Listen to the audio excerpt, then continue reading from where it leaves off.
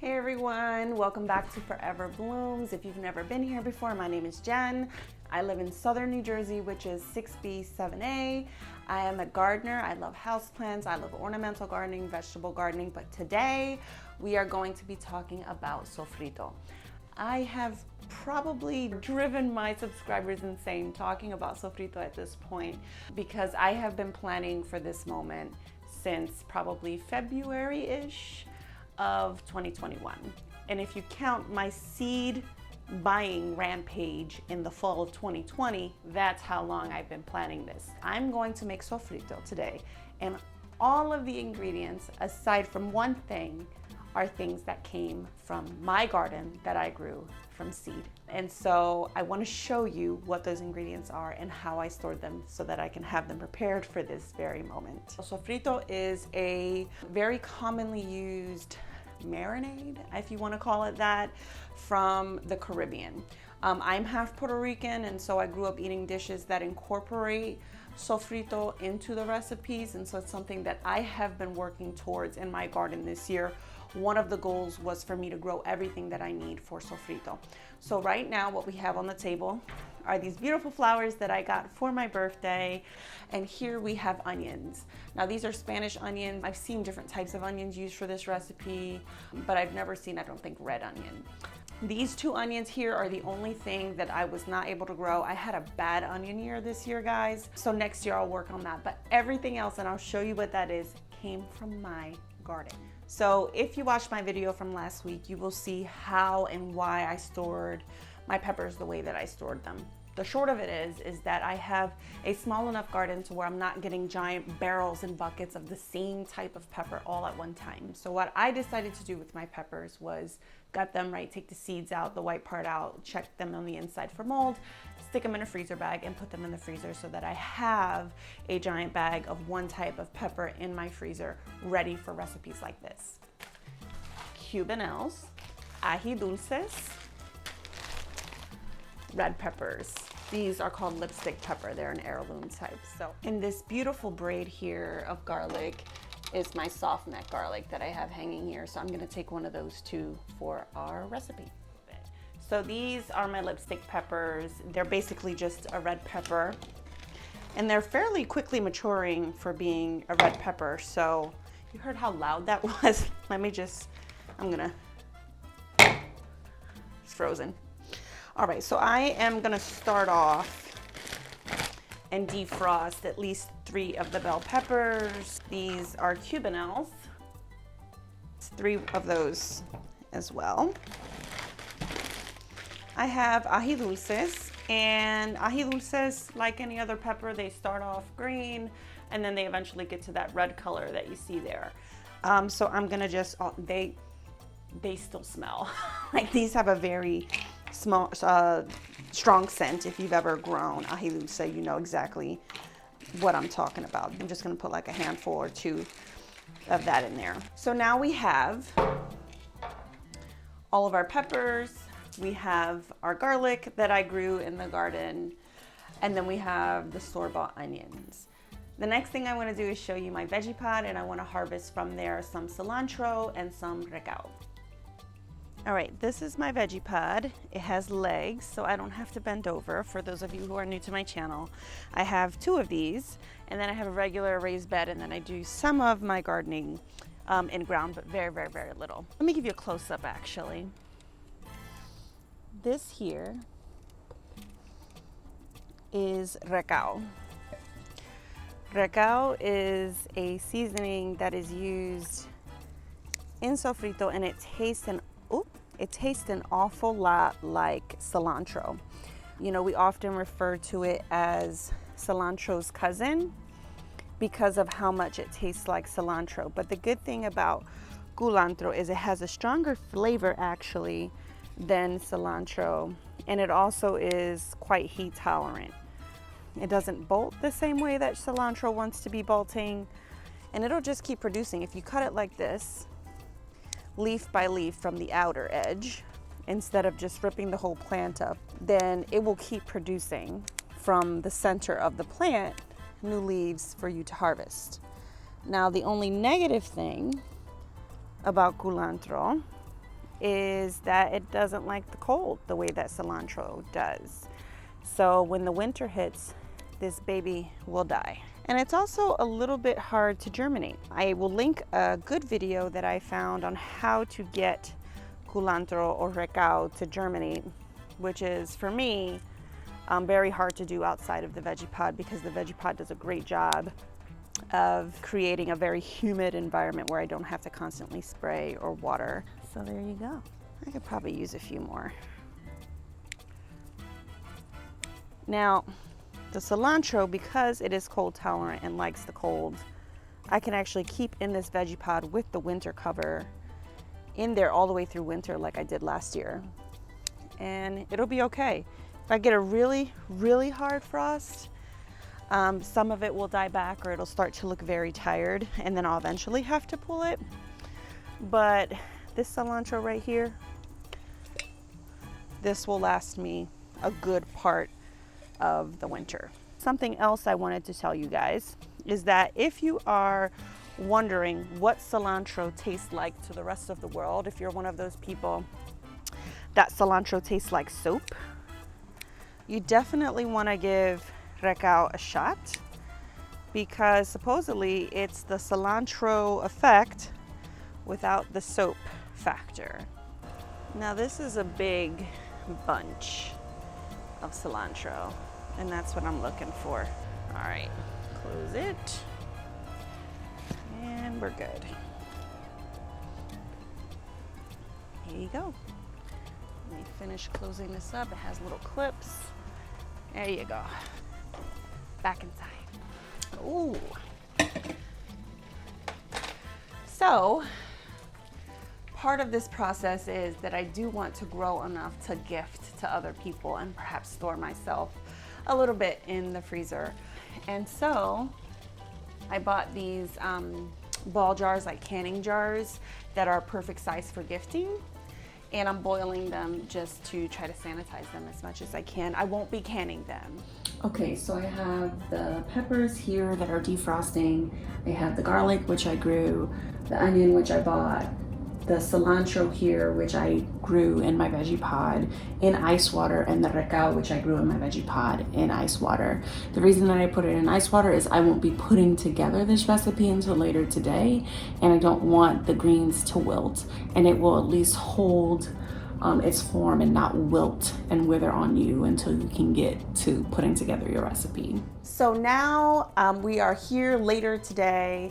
I've allowed the peppers a little bit of time to defrost, and as you can see, I'm just going to show you one. They're a little bit more pliable and soft, and not as crisp as they were when you picked them and froze them.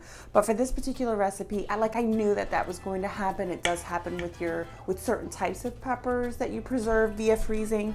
But for what I need them for, which is sofrito, it doesn't really matter, because all you're gonna do is put it in a food processor anyway. And for our purposes, it doesn't really matter. So the first thing I'm gonna do is I might as well take the onion, since I have the cutting board here. It's important to me to grow things that I'm actually going to be using. I like to put stuff on my channel where I can talk about what I use with the things that I grow, especially since a lot of people don't know about sofrito, and they don't know that they can freeze their peppers and then use it in other recipes later, which they can then can or freeze or whatever they want. So these are the first to go into the food processor.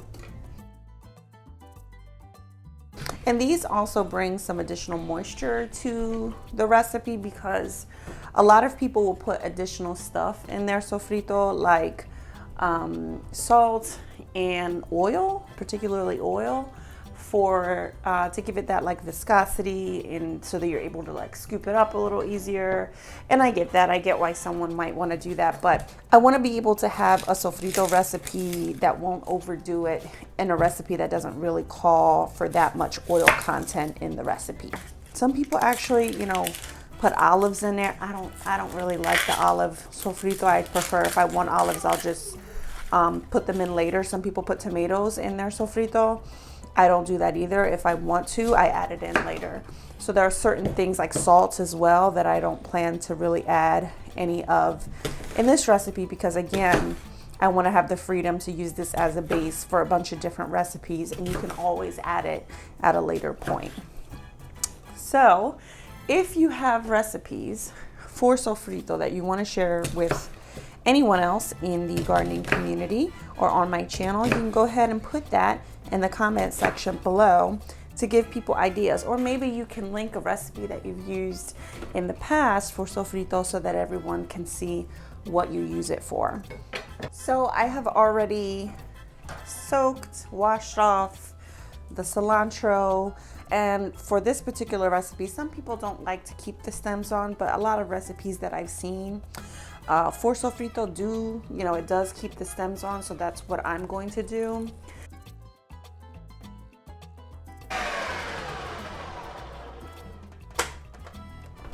All right, I'm gonna push this down.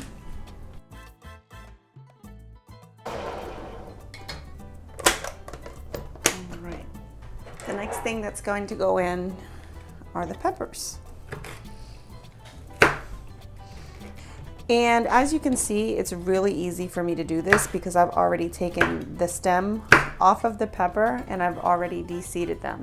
I did a video last week about how I process my peppers for freezing and why I do that. And one of the things was that I wanted to have an easy way to make different recipes with these peppers.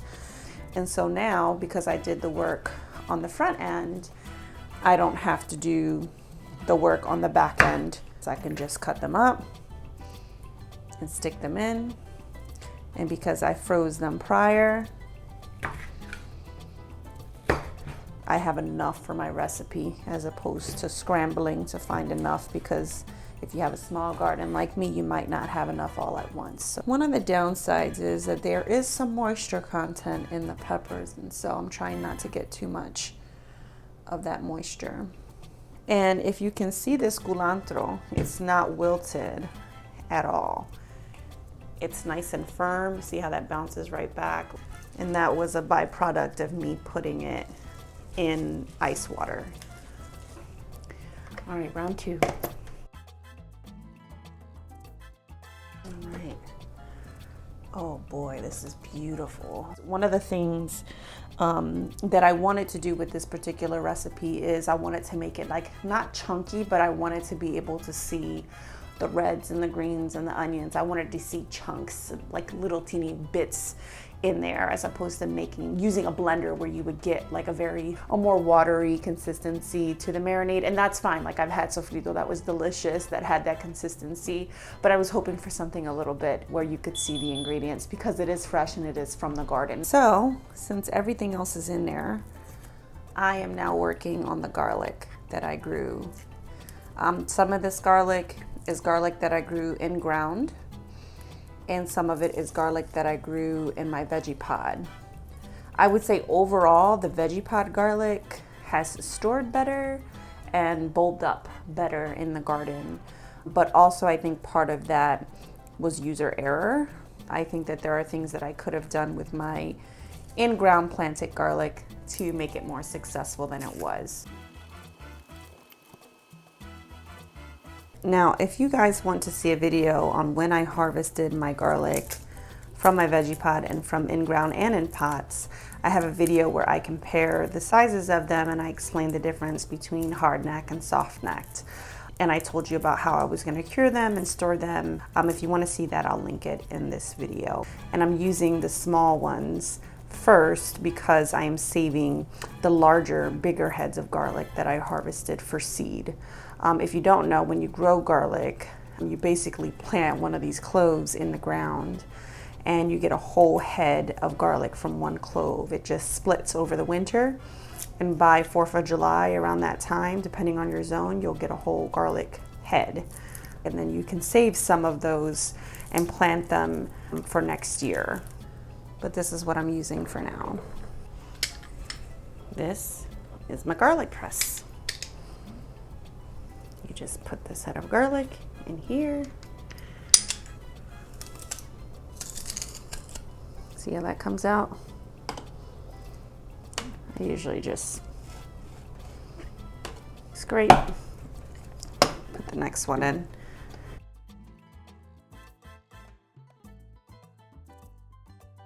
All right, so this is my personal preference. I don't want big chunks of garlic in mine. You ready?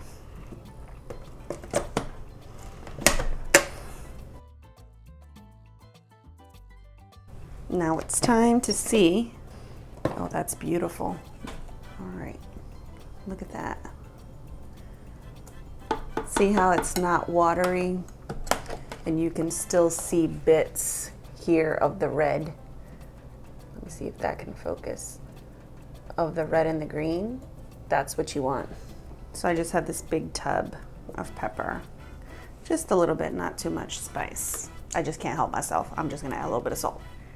I think a lot of people would add a lot more salt than what I'm adding right now. All right, so I'm going to put these in the jars that I will be using to gift them. Look at that.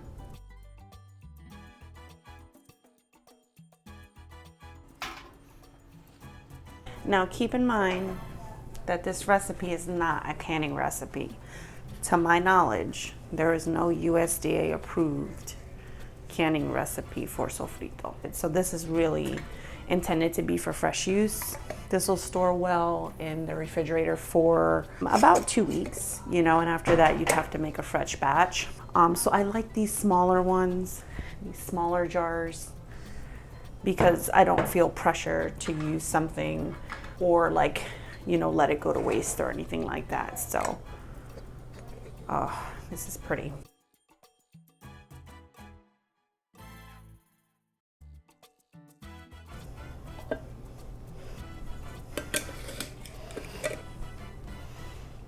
Boom. So I was able to find some twine here, and what I'd like to do is make this thicker because this twine is not very thick. I kind of roughly measure how much I would need. I think this is good. And what I do is I double that, right? I make double layer and even triple layer if I wanted to. I cut the ends.